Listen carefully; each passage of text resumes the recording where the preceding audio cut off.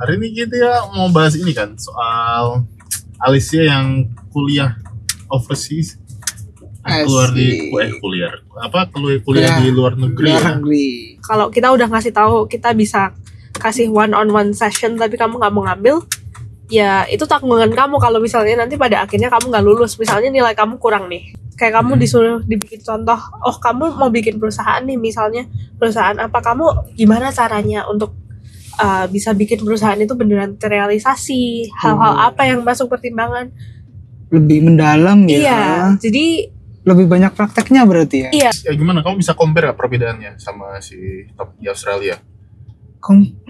Perbedaannya di Indonesia itu sih kayak di sana tuh lebih longgar aja sih kalau menurutku ya. Kalau di Indonesia ya harus 24 SKS, lebih banyak mata kuliah. Di Indonesia ya tahu sendiri lah ya, pasti ada yang nyontek-nyontek kayak gitu lah ya. Kalau di sana ada nggak sih yang kayak gitu? Oke, halo guys, kembali lagi di Cecet Coy.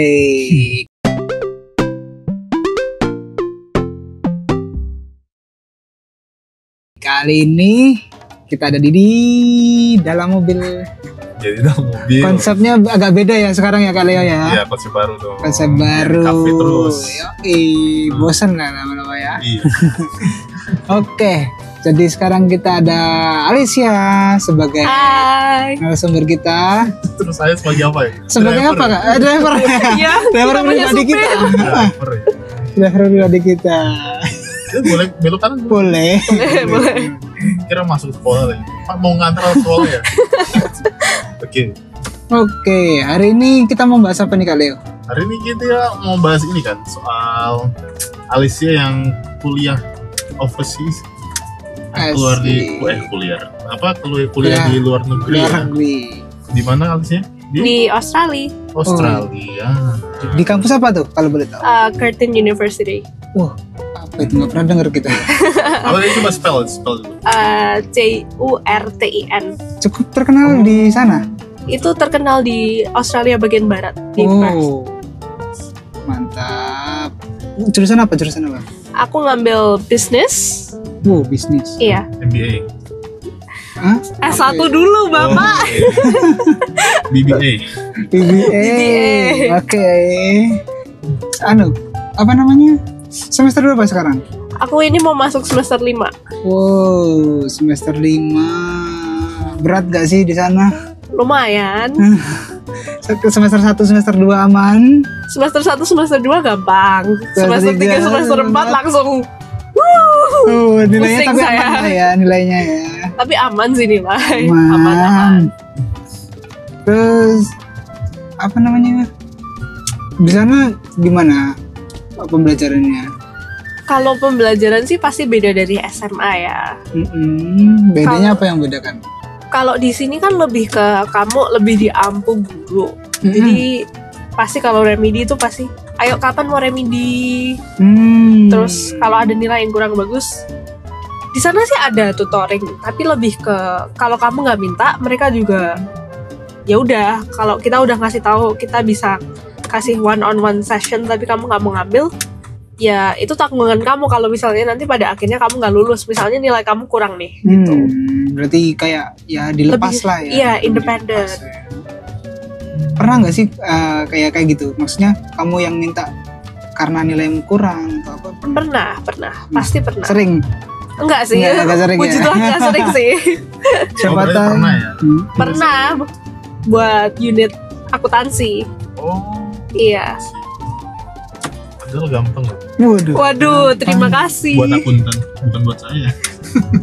Oh gitu, Bapak. Terus ini ya, kamu bisa nunjukin, maksudnya jelaskan perbedaan sistem yang sangat terlihat nggak antara pendidikan di kita, atau enggak kan kamu belum pernah kuliah di Indonesia ya? Gini, komparasinya berarti di kita berdua deh ya. Kita kan kuliah di Indonesia itu. Coba kamu jelaskan di sana pembelajaran gimana, coba nanti kita compare. Oh iya, bisa. Oh di Indonesia tuh gini. Iya gitu. Iya, jadi perbedaan yang paling menonjol menurut aku di sana itu untuk Australia sendiri tidak ada skripsi.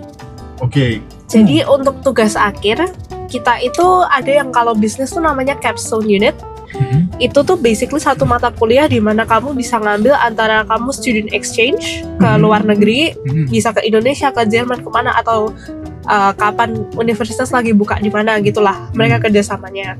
Terus yang kedua bisa ngambil magang, atau kamu ngambil satu unit yang namanya, kalau di bisnis tuh ada yang enhancing your business mind, ada business innovation lab.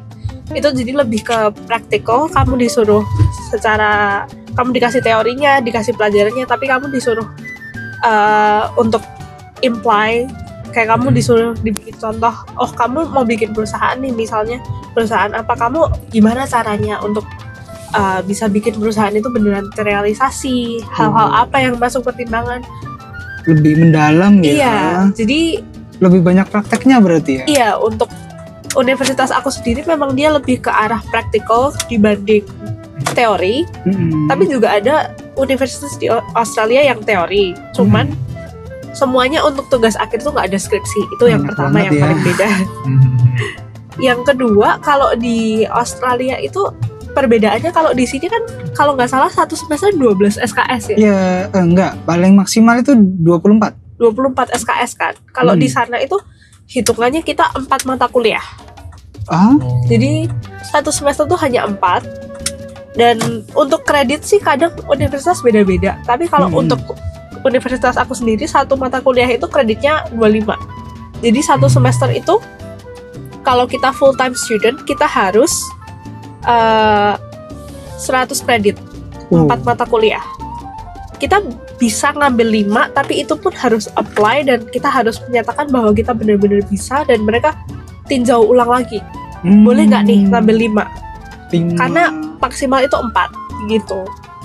Jadi kita enggak 24 SKS banyak mata kuliah dalam satu semester sih enggak. Berarti lebih longgar ya hitungannya ya. Lebih longgar. Lebih bisa fokus juga ya. Iya, tapi kalau begitu ada project, kalau kamu lalai ya kejar-kejaran. Iya. Tapi nggak ada ini kayak penelitian gitu kalian? Itu kalau atau yang karena spesifik kalian karena MBA lagi ambilnya di bisnis? Kalau bisnis sih lebih ke itu ya, kayak yang tadi aku ngomong Kak, kalau kamu dikasih misalnya dikasih satu kasus nih, kamu punya klien pengen bisnisnya ini kan, dan kamu misalnya kamu di dalam kelas itu kamu konsultan, kamu harus ngapain, lebih ke arah itu. Tapi kalau yang sciences, seperti misalnya aku punya teman itu dia ngambil speech pathology, kayak speech therapist gitu, tapi lebih mendalam. Itu dia pasti ada penelitiannya, dan dia di akhir tuh ada tugas, dia harus satu tahun atau 6 bulan ya, aku lupa, dia harus praktek di lapangan gitu. Dia harus ada di klinik, dia harus benar-benar ya, sebelum dia beneran terjun lulus sebagai speech pathologist itu dia harus bisa, dia tahu bedanya dia di mana gitu. Jadi untuk penelitian sih lebih ke arah yang jurusan IPA lah ya, itu pasti ada. Gimana? Terus kalau magang, tadi kan ada magang ya berarti ya? Sama-sama ada magang nih, pasti beda berapa jangka waktunya kan? Iya. Kalau di sana berapa lama? Kalau yang untuk capstone sendiri sih 150 jam. 150 jam tuh berarti. Jadi kurang lebih kalau misalnya kita bandingin sama 9 to 5 gitu ya, sehari 8 jam, itu bisa kurang lebih 1 bulan selesai lah kalau kamu nggak ada bolong. Tapi kan kadang kalau magang gitu karena kamu tidak dibayar, kebanyakan kayak gitu kan, kalau kamu nyari tidak dibayar. Apalagi kalau yang dapat dari universitas itu sendiri, itu tidak dibayar, itu kamu boleh ya seminggu misalnya masuknya 3 kali. Enak gitu. juga ya. Tapi kalau kamu misalnya rajin dan langsung seminggu 5 hari masuk semua, ya sebulan selesai. Sebulan selesai. Iya. Wow. Sama kayak di ternyata ya, sama-sama nggak dibayar. Kau pikir di luar negeri dibayar, ternyata nggak dibayar. Bisa sih. Ada juga yang dibayar ya. Nyari yang dibayar bisa, tapi nyari sendiri kebanyakan. Iya. Jadi kalau dapet yang dibayar ya oke lah. Kamu ini di Jepang nanti kan Iya sih, dibayar juga sih. Itu dibayar. Itu dibayar. Terus dapat akomodasi ya? Dapat akomodasi juga. Transportasi dapat. Karena itu kan ya hitungannya kerja, memang kerja kita di sana. Oke, terus gimana? Kamu bisa compare gak perbedaannya sama di Australia? Perbedaannya di Indonesia itu sih kayak di sana tuh lebih longgar aja sih kalau menurutku ya. Kalau di Indonesia ya harus 24 SKS, lebih banyak mata kuliah. Belum kalau misalnya tugasnya ada presentasi 5 mata kuliah gitu kan. Wah, dalam sehari. Dalam satu semester itu biasanya kan ada tugas. Nah, itu tugasnya tuh kadang ada yang presentasi gitu-gitu kan. Bisa sampai 3 sampai 4 mata kuliah itu. Waduh. Apalagi itu kelompok gitu kan. Wah. Tapi biasanya berarti presentasi kayak gitu presentasi yang gede ya, bukan yang mingguan gitu. Ya yang gede sih biasanya. Setengah semester gitu biasanya dirangkum. Jadi kalian nggak ada presentasi? Ada. Tapi lebih ke misalnya gini, kalau yang di mata kuliah aku terakhir itu yang inovasi itu kita dikasihnya tugas gini. Jadi kita diatur, kamu satu kelas misalnya 30 orang. Kamu bikin satu grup itu 4 orang.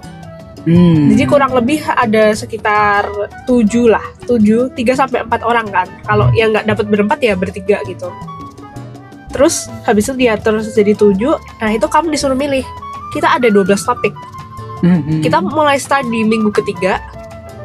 Itu kamu presentasi satu topik. Jadi misalnya kamu presentasi di minggu ketiga, kamu pilih topik di minggu ke-1. Berarti kamu presentasi minggu ke-1 itu kamu belajar apa? Tapi perbedaannya menurut aku kebanyakan presentasi di sana tuh sebagian lah ya, bukan kebanyakan. Ada yang mintanya tuh kamu presentasinya nggak cuman oke, secara materi tuh aku belajar ini, kamu jelasin ulang ke kelas gitu. Jadi kamu ada di satu sisi dimana referensi luar. Iya, referensi luar dan juga itu namanya tuh facilitation. Jadi kamu harus bikin aktivitas di mana kamu engage sama kelasnya dan kamu kayak seolah-olah kamu yang menjadi tutornya gitu. Iya, dan itu bedanya di situ sih. Kalau di Indonesia sih enggak sih. Kalau di sini kan biasanya kita presentasi nggak ada yang dengerin ya. Mohon maaf ya. Tapi di sana juga kok kayak setengah didengerin, setengah enggak. Nanti kalau udah sampai terakhir kita misalnya tanya ada pertanyaan enggak, baru mereka yang dengerin biasanya angkat tangan. Karena kan mereka juga mau dapat kayak maksudnya dapat impression ke gurunya. Oh, aku dengerin nih loh gitu. Kalau di Indonesia itu kayaknya janjian gitu. Iya. Siapa yang mau nanya? Titip pertanyaan. Lewat WhatsApp. Iya. Nanya. Terus dulu pertanyaan biar nanti kami cari jawabannya. Kamu kalau di kampus kalau presentasi sama. Bawa ini nggak? Ke depan bawa buku gitu nggak? Bawa KPAN sih. Bawa apa? Contekan. Buku banyak gitu? Enggak, biasanya paling cuma HP atau sekarang kertas. Iya, apa ya? Oh gitu. Simple. Kalau ini? Aku sih bawa sih, tapi ada yang waktu dulu zaman semester 1 itu kan masih benar-benar apa-apa harus perfect gitu kan. Jadi nggak pakai sama sekali. Ya. Cuman dari situ aku juga belajar bahwa kadang tuh yang kecuali gurunya bilang kan dikasih rubrik tuh kayak nilainya apa aja, aspek apa yang aku nilai nih. Kecuali di situ dikatakan bahwa nilai tertinggi itu misalnya kamu nggak pakai KPAN sama sekali. Tapi kan kadang nggak semua guru itu perhatiin ke KPAN gitu kan. Jadi kalau pas nggak terlalu butuh KPAN sih aku lebih mending aku tahu apa yang aku mau ngomongin walaupun aku bawa KPAN tapi aku lancar daripada aku nggak bawa KPAN tapi habis itu aku ngomong di depan kelas tuh agak gimana gitu ya diliatin gitu. Mantap. Jadi tergantung sikon juga sih. Terus lanjut pertanyaannya. Oke. Di Indonesia ya tahu sendiri lah ya, pasti ada yang nyontek kayak gitu lah ya. Kalau di sana ada nggak sih yang kayak gitu? Nggak bisa sih kalau ujian lah ya. Tapi ada nggak sih yang nggak ketahuan tapi kamu tahu itu nyontek gitu? Kalau sekarang sih enggak, cuman kalau masa pandemi dulu kan Kartini itu punya sistem namanya Iris. Jadi itu kayak monitor online gitu lah. Karena kan pandemi pada dari rumah semua gitu kan. Itu tuh jadi banyak kayak celah-celah di mana mahasiswa juga banyak nyonteknya gitu. Cuman untuk onsite sampai sekarang sih nggak ada yang berani ya? Nggak ada yang berani karena sekali ketahuan penaltinya 1 juta. Wow. $100. Bayar. $100. Iya, kamu harus bayar. Dan nilainya juga otomatis jelek berarti. Iya, dan gurunya sendiri selalu sebelum ujian itu kan biasanya kita sentral ya. Iya. Jadi satu ruangan itu nggak cuma satu mata kuliah. Wow. Misalnya satu ruangan ini besar nih, bisa misalnya 180 orang, 40 orangnya nih mata kuliah aku, 40-nya lagi misalnya apa, terus 50-nya apa, dan yang lain juga apa. Jadi satu ruangan tuh biasanya bisa 4 mata kuliah yang berbeda. Tapi invigilatornya atau yang penjaganya udah tahu, oh section aku tuh aku jaga mata kuliah ini gitu. Jadi sebelum ujian tuh mereka selalu bilang, matiin HP, jangan sampai ketahuan. Aku juga males mau nge-charge kalian $100 gitu. Iya sih. Cuman demi korbanin nge-cheat doang. Aduh, gitu. agak repot ya dendanya ya. Andaikan di sini udah segitu. Kalau soal critical thinking gimana perbedaan sana sama sini? Coba dong jelasin dulu critical thinkingnya kalau di Indo gimana? Mungkin secara aspek ya? gitu. Mungkin kalau di Indo tuh kayak masih terlalu luas nggak sih? Kayak mereka tuh masih berpikir apa? Contohnya apa Kak? Critical thinking itu udah pertanyaan yang dia itu levelnya udah tinggi, lebih banyak ke how dan why misalnya gitu ya. Terus dia pertanyaan yang bisa jadi itu dari spektrum yang berbeda. Jadi misalnya kan dulu kan aku kuliah teologi, tapi karena aku sering ke perpustakaan dan aku belajar filsafat, jadi pertanyaanku tuh bisa beda dari yang lainnya gitu. Dan mereka yang menjawab itu harus bisa menjawab itu dari sisi yang itu gitu loh. Itu kan udah masuk ke ini ya, critical thinking gitu. Nah, yang kayak gitu sih pertanyaannya ya kritis aja gitu. Critical thinking itu sama kayak problem solving guys. Oh, beda ya? Problem solving beda tapi lagi. Mirip sih.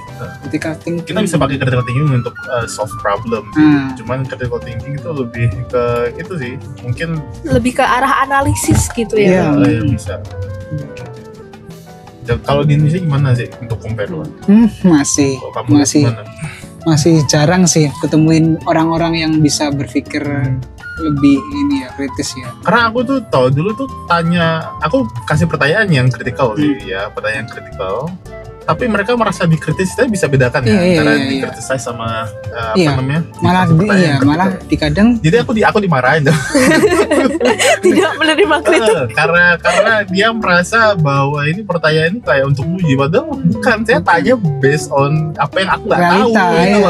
Aku nggak tahu jawabannya apa. Dan apalagi kalau kita tanyanya ke misalnya guru atau orang yang lebih berpengalaman, kita mikirnya oh ini orang masih tahu nih. Gitu. Padahal nggak. Kayak misalnya dulu tuh dosenku tuh kayak skip aja gitu pertanyaan. Kayak misalnya aku tanya gini, kan dia dibilang, kalian kalau lewat pohon kalian nggak boleh ngambil buahnya loh, itu sama aja mencuri gitu kan. Terus aku bilang, tapi Bu, gimana kalau misalnya pohon itu ditanam dengan tujuan supaya orang lewat situ tuh bisa ngambil bebas. Itu kira-kira tetap dianggap mencuri nggak? Dia langsung apa sih nggak mau? Tetap mencuri lah ya. Langsung dihindarin biasanya. Ya kalau orang Indonesia biasanya kayak gitu sih. Lebih pikir simpel sih. Ya itu berarti masuknya curi berarti. Kalau di sana gimana? Kalau di Australia sih kalau secara dosen kayak gitu kebanyakan dijawab. Tapi mungkin kalau misalnya kita kan biasa kalau lecture itu kan di hall satu gede gitu ya. Jadi kalau misalnya yang kritis banget orangnya itu bakal dijelasin sedikit.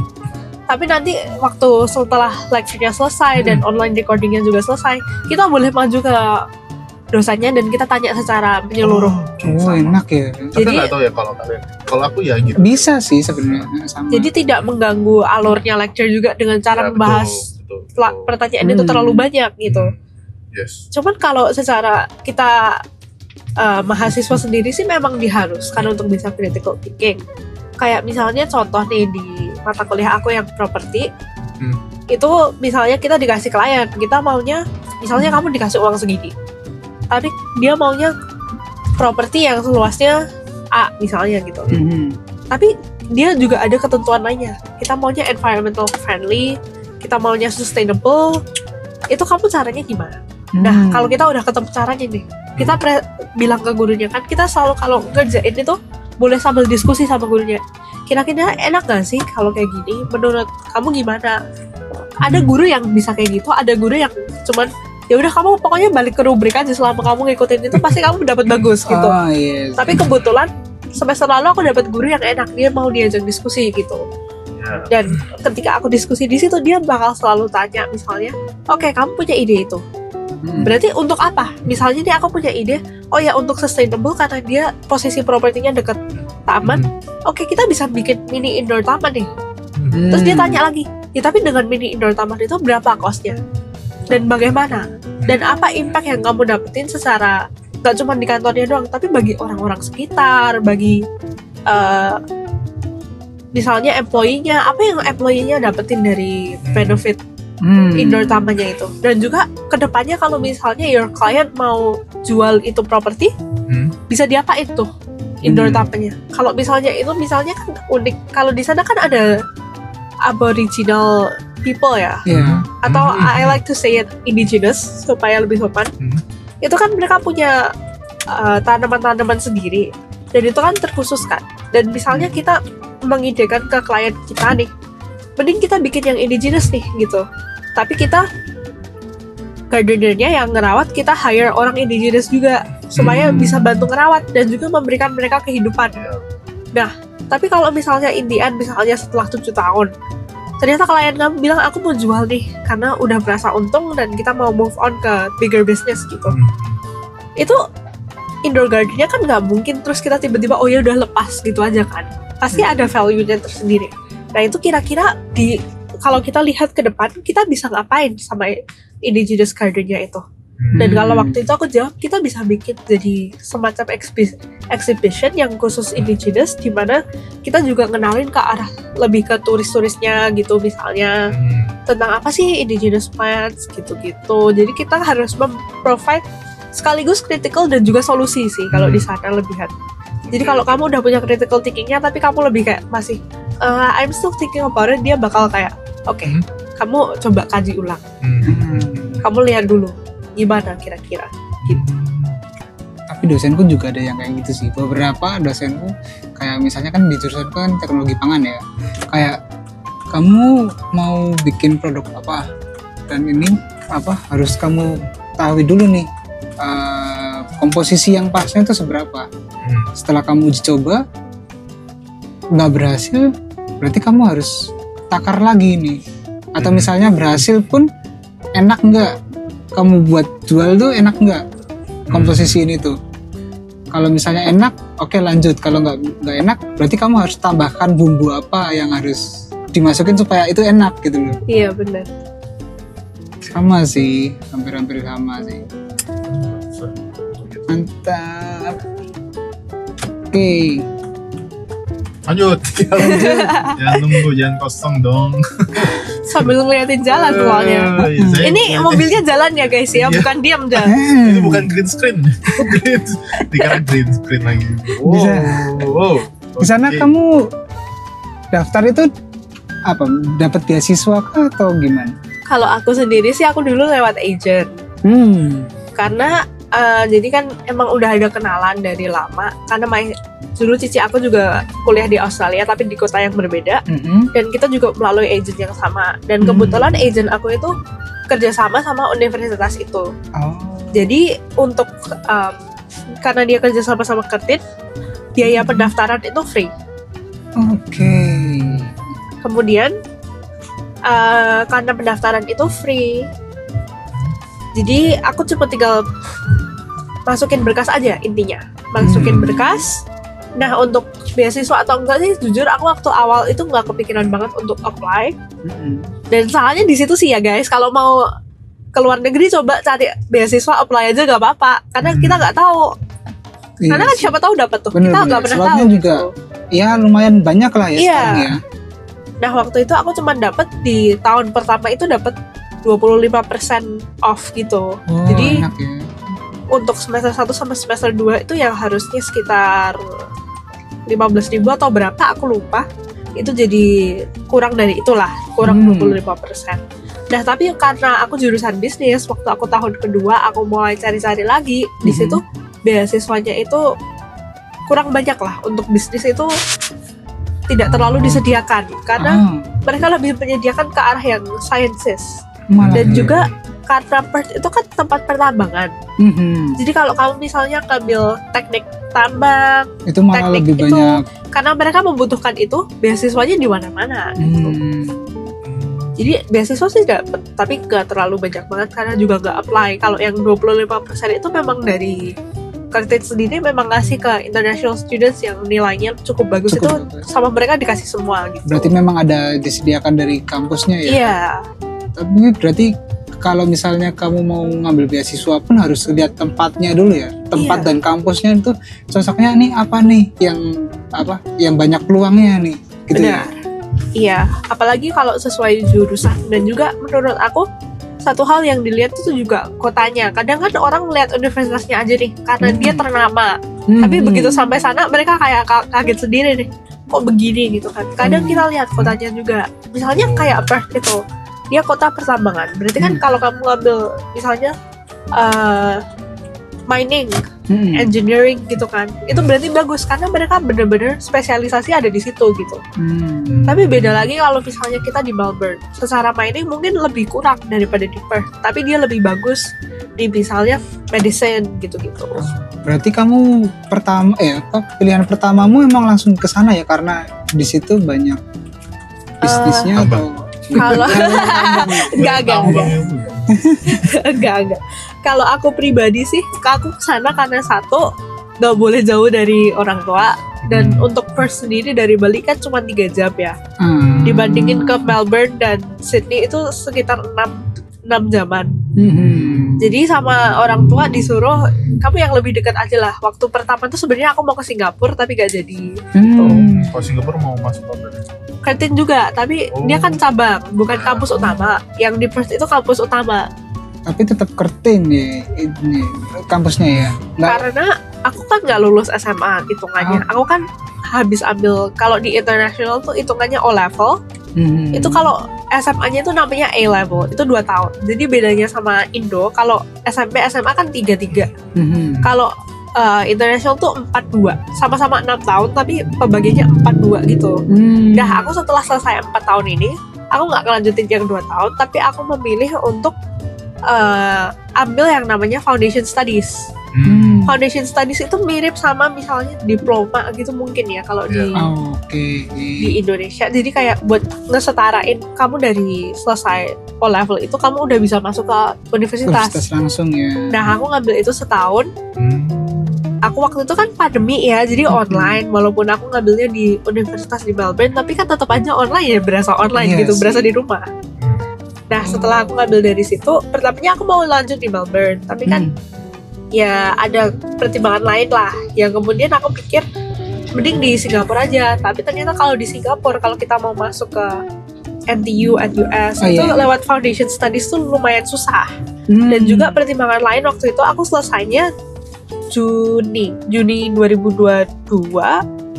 Jadi kalau mau masuk ke NUS, NTU itu nunggu mereka gelombang pendaftarannya lagi, yang waktu itu Desember. Dan masuknya tahun depannya lagi, maksudnya Agustus. Jadi kan aku agak bolong tuh. Aku juga mikir, tapi kok males kalau nungguin setahun lebih gitu kan. Dan itu tuh belum terjamin masuk gitu. Bayangin kalau nggak masuk, nggak kuliah dong. Sih ya. Jadi di situ mikir ya udahlah yang private aja. Kalau private kan dia langsung ketemu di situ karena Curtin sama-sama Australia. Dia tidak perlu penyetaraan lagi, dia nggak minta IELTS, nggak minta apa, udah langsung masuk. Karena sama-sama Australian University gitu kan base-nya. Tapi kalau aku sendiri kenapa milih Curtin itu karena salah satu jurusan aku spesialisasinya yang property investment itu adanya cuma di Australia. Itu setahu aku ya, mohon maaf kalau salah. Setahu aku cuma ada di Royal Melbourne Institute of Technology yang di Melbourne, sama yang di Curtin ini. Jadi karena aku bolehnya di Perth ya aku ngambil yang di Curtin, aku nggak pindah ke universitas lain gitu. Kalau di sana tuh biaya hidupnya gimana? Kalau biaya hidup sih mahal ya. Jujur aja langsung lah ya, mahal iya. Sebulan gitu? Sebulan katakanlah kalau misalnya tinggalnya di tengah kota ya, misalnya student housing kayak asrama khusus mahasiswa. Asrama di sana itu kan nggak selalu harus di sebelah universitas. Kadang ada juga pemerintah bangun di tengah kota. supaya mahasiswanya bisa di tengah kota gitulah tinggalnya. Itu katakanlah seminggu $600. Seminggu lah ya, bukan sebulan. Itu berarti? Sekitar 6 juta. Oke. Seminggu 600. Itu udah termasuk ya tinggal. Itu atau... termasuk AC sama listrik sih kalau 600. Oh gitu. Iya. Tapi itu 1 minggu. Sama makan berarti? Enggak, makan sendiri. Wow. Iya. Kalau makannya sendiri gimana? Jadi itu kalau seminggu katakanlah $600, berarti kan 1 bulan sekitar 2.400. Wow, oke. Nah itu 2.400. Terus masih biaya makan, biaya kalau kamu mau dolan, biaya kalau kamu misalnya mau road trip atau apa. Jadi diperkirakan ya sekitar $4.000 sampai $5.000 lah sebulan. Tapi itu pun bisa lebih hemat kalau ternyata kita tipe yang masak sendiri. Kalau masak sendiri kan jelas lebih hemat. Lebih hemat sih pasti. Jadi ya ada orang yang misalnya bisa 3.200 gitu, ada yang bisa hemat. Apalagi kalau kamu sambil part time. Tapi ada juga yang part time ya berarti. Ada. Tapi rata-rata ya mungkin paling enggak 4.000 supaya bisa dolan dan enggak sedih-sedih amat gitu ya di sana cuman kupu-kupu gitu. Iya sih. Kuliah pulang. Aduh, agak kuper ya. Iya. Lebih hemat lah kalau misalnya kan setiap hari misalnya kamu masak pecel. Waduh, bumbunya dari Indonesia gitu ya bawa sambal dari Indo, habis itu nasi, telur. Wah, udah tiap hari. irit banget ya itu ya. Pak Coy. Woi. Waduh, Pak Coy. Di sana teman-temanmu yang apa namanya? Part time banyak nggak? Lumayan. Biasanya rata-rata yang udah lebih dari 1-2 tahun gitu udah mulai part time. Biasanya jadi apa di sana? Ada yang kasir di supermarket, ada yang tutor. Dia misalnya daftar di agensi mana terus diterima jadi tutor. Misalnya dia tutor matematika atau apa. Terus ada juga yang kan dia jurusan lebih ke arah dokter hewan, jadi dia itu bukan part time sih, lebih ke volunteer. Dia volunteer di animal shelter gitu. Macam-macam sih, tapi kebanyakan kalau misalnya start dari bottom tuh biasanya ya toko baju atau pelayan resto gitu. Ada nggak sih yang kayak jadi asisten dosen gitu? Ada. Ada juga. Ada bayarannya juga sih. Ada. Pasti ada. Pernah nggak jadi kayak gitu? Aku sih enggak karena ya? Aku kayak agak interestnya nggak ke situ sih. Aku lebih pilih untuk kerja tuh kalau karena aku yang kemarin-kemarin kan aku nggak part time karena aku join organisasi gitu. Dan yang terakhir lumayan hektik, jadi aku baru mau nyoba itu nanti semester ini mungkin. Aku sih lebih ke misalnya di library gitu, jadi library officer gitu-gitu. Oh gitu-gitu juga ada ya? Ada. Di Indonesia jarang loh kayak gitu. Kalau di sana tuh lebih ke kalau perpustakaan lebih fungsional sih, mahasiswa boleh kerja. Terus kamu misalnya mahasiswanya ada kafeterianya itu di perpustakaan itu mahasiswa juga bisa kerja di dalam situ. Kalau jadi bagian apa itu kalau di kafeteria gitu? Ada yang barista, ada yang kasetnya. Seru ya kayaknya ya. Kalau di Indonesia ada kayak gitu kan, wah. Tapi capek angkat-angkat loh. Iya, memang sih. Harus bisa all in. Memang sih. Tapi kan ya namanya juga kerja. Iya, benar. Terus kalau di Indonesia apa ya? Apa paling? Tukang sabun. Ya, nggak gitu dong, nggak. Ya sama lah, tapi beda tempat aja. Gardener. Bedanya cuma Gardener apa? Tukang kebun. Tukang kebun.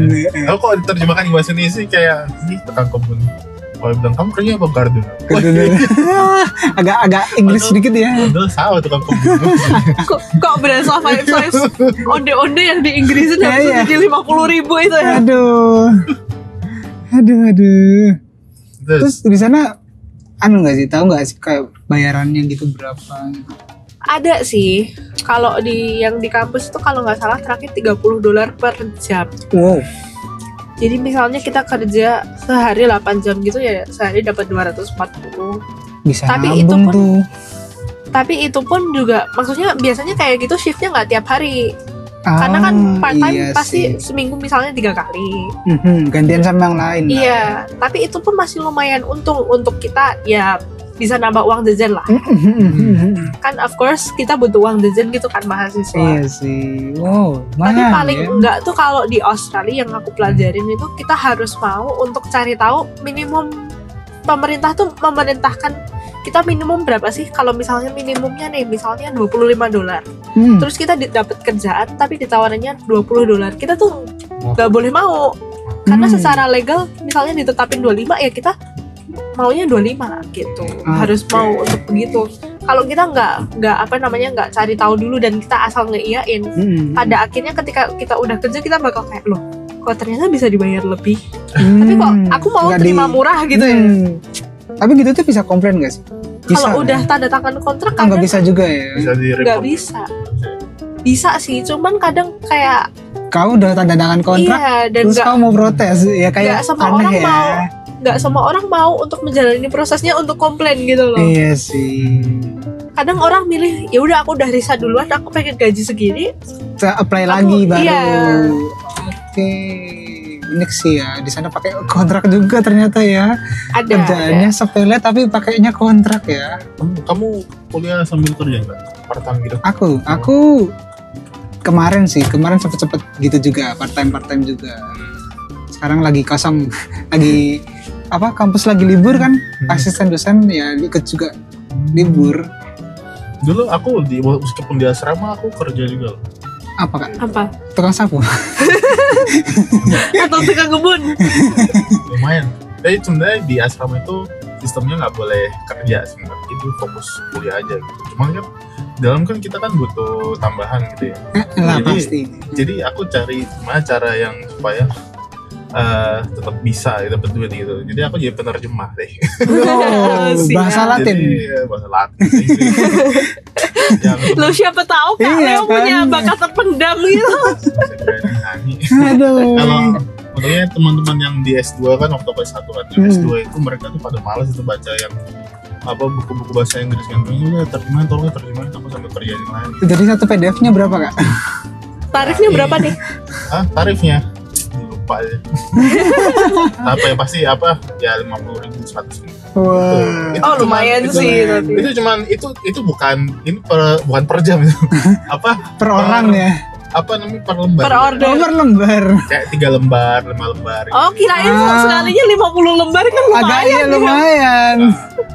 Dapat 150 3 lembar kan? Iya. Kira cerdik aja. Tapi berarti kan bukan official, itu kan kayak quote on quote kong kali kong antara mahasiswa gitu kan. Kalau di sana udah langsung kontrak kak. Wah. Ya ampun, enak sekali ya hidupnya.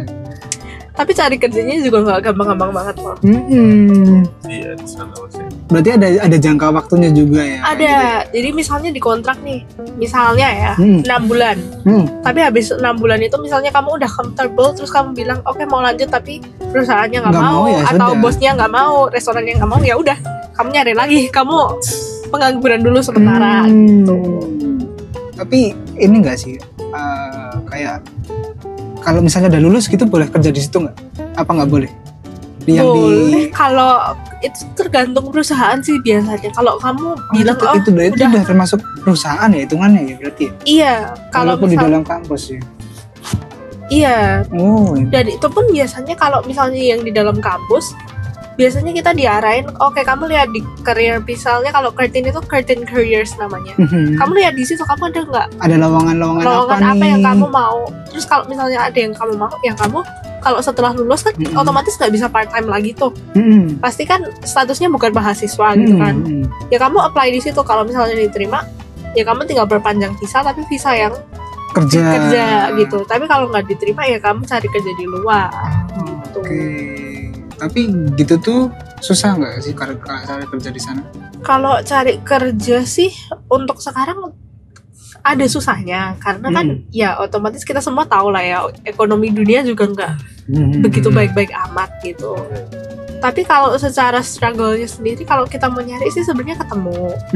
Pakai orang dalam nggak? Enggak sih. Siapa tahu ya kan? Kalau kita bisanya kalau di Australia itu nggak bisa orang dalam yang bener-bener masukin gitu. Kalau di Indonesia kan orang dalam sama dengan beneran masuk gitu kan, terjamin gitu. Kalau di Australia itu kita bisanya ya, kita misalnya punya kenalan, terus dia kerja di situ, kamu bisa nggak bantuin aku kasih misalnya good rekomendasi words atau impression aja gitu supaya naikin chance untuk keterima lah. Tapi nggak menjamin 100% bisa keterima, tetap ada proses seleksinya lagi. Tetap ada. Yang kayak gitu ya itu masih inilah masih. Iya. Bener-bener ini kan. Iya. Bener-bener seleksi dari perusahaannya ketat juga berarti. Iya, kalau aku sendiri sih pernahnya nitipin CV aku nih, resume aku. Nih ya, tolong kalau ada misalnya kenalan yang buka magang atau buka apa, tolong ya. Tuh. Terus dia bakal put in good word. Cuman ya nggak ada jaminan 100% oke langsung dapet gitu. Nggak ada. Oke, karena ini udah terakhir ya. Kalau misalnya dengan apa nih? Apa liburan gini nih? Kan ini lagi liburan summer ya kayaknya. Iya, ini lagi musim panas. Summer, terus ada apa lagi sih liburan apa? Winter. Winter. Udah cuma 2 itu aja ya? Yang in between-nya cuma seminggu doang sih, in between semesternya di tengahnya biar bisa belajar gitu. Gitu tuh ada kayak kumpul-kumpul sama teman-teman atau ada semester pendek nggak sih kayak liburan gitu tuh? Ada sih, tapi kayak kalau di Australia sendiri menurut aku kamu harus punya komunitas di luar universitas juga untuk supaya kamu enggak suntuk gitu. Entah itu mungkin ikut kalau di Australia kita nyebutnya PPIA. Perkumpulan pelajar Australia di Indonesia di Australia gitu. Iya. Jadi ikut kayak gituan atau komunitas di dalam gereja kalau aku pribadi.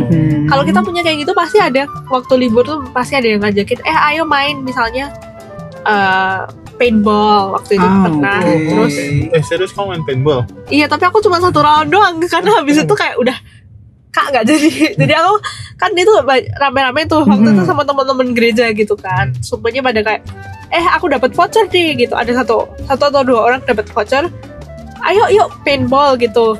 Ya udah yuk kita paintball, udah pakai bajunya apa. Tapi ternyata sakit banget loh kena sekali gitu, padahal gearnya lumayan. Bajunya lumayan tebal tapi sekali kena perih-perih sedap gitu ya. Terus nggak kuat. Terus aku cuma 1 session karena ternyata kalau pakai, kan aku waktu itu pakai kacamata ya, aku nggak pakai soft lens. Harusnya pakai soft lens dan ternyata helmnya tuh lumayan ketat banget. Jadi kacamata aku nggak masuk. Otomatis kan aku nggak bisa nge-aim secara presisi karena nggak kelihatan musuh di mana aja blurren gitu kan. Jadi waktu itu aku juga kayak ya udahlah, orang nembak siapa juga nggak kena gitu. Udahlah main 1 sesi. Akhirnya temen aku kan dia punya senjata udah habis pelurunya di sesi 1 karena dia nembak terus. Aku kasihin ke dia, nih koko aja yang lanjut gitu. Waktu itu pacar temen aku, jadi aku bilang koko aja yang lanjut, aku udah berhenti di 1 sesi gitu. Enak juga ya, ada kumpul-kumpulnya gitu. Iya, tergantung sih. Selama kita punya komunitas pasti kumpul. Apakah berarti nggak selalu liburan, apa setiap liburan apa kumpul-kumpul gitu apa enggak? Kalau aku pribadi sih, kalau secara komunitas ada sih. Kalau misalnya pas libur gitu, kalau dulu pas di PPIA itu juga pernah, walaupun aku nggak ikut, tapi mereka bikin rancangan, yuk road trip kemana, keluar kota, misalnya dari Perth ke Bunbury gitu. Oke, kita road trip 3 hari 2 malamnya, 1 orang bayar segini, kita cari akomodasi. Ada juga yang kayak gitu. Seru juga ya. Terus kalau misalnya deket-deket Natal kayak kemarin nih di November tuh, biasanya sebelum anak-anak pada merokok kan pada pulang tuh, kebanyakan setelah exam. Jadi nggak nunggu nilai keluar. Kalau mereka udah yakin, nilai aku udah bagus nih, mereka pada pulang gitu. Kayak aku aku biasa begitu. Makanya kalau kalian lihat kok awal November sudah selesai, saya sudah kembali gitu kan. Jadi kita pada arrange misalnya Christmas dinner walaupun masih November. Jadi kumpul-kumpul gitu, makan. Wah, gitu seru sih. Juga sih ya. Iya, tuker kado. Wah. Kalau kalian kumpulnya sama siapa nih, Kak? Kumpul apa? Kumpul dong, nongkrong. Liburan. Iya dong. Iya dong. Siapa sih? Kayak masa gak kumpul-kumpul kak? Kok menyedihkan? Saya kan mulai dari nol ya kalau di Solo itu. Meskipun aku berasal dari Solo, tapi aku nggak ada kayak komunitas gitu di Solo. Masa nggak? Masa sih? Baru mulai. Temen-temen gitu? Teman-teman apa? Temen-temen SMP, SMA. Hmm. Aku benar-benar lost contact sama mereka. Waduh. Karena zamannya udah beda ya. Iya. Agak menyedihkan ya Vin ya. Ya itulah, kalian masih belum ini. Ketika kalian bertambah udah dewasa itu kalian akan lebih sulit untuk Berarti teman. masuk ke gereja lumayan membantu dong. Masuk ke gereja juga aku merasa juga ada gap juga sih sama yang remaja pemuda waktu dulu aku gitu. Jadi aku ada, meskipun dulu tuh dekat gitu, dekat. Udah agak renggang dikit-dikit dia ya. Aku mau pulang ya. Terpaut oleh waktu. Gitu. Oke. So sampai di sini dulu ya episode kita kali ini. Terus kalau kalian mau tanya-tanya apa-apa gitu, mungkin bisa tanya ke Alicia. Tulis di kolom komen juga boleh. Tulis di kolom komen juga boleh. Ramein guys, ramein. Alicia nggak mau ini guys. Oh, bakal di-mention nih. Bisa personal. Aduh. Oke. So, ditunggu episode selanjutnya. Apakah akan di mobil lagi, Kak? Oh iya, kayaknya. Oh. Tapi nanti lihat deh. Iya deh nanti. Lumayan kok jalannya Lumayan. mulus. Saya harus belok-belok mikir tuh sih. Oke. So, apa Kak? Sampai jumpa di episode selanjutnya ya. Oke, sampai itu aja. Bye-bye. See you. See you.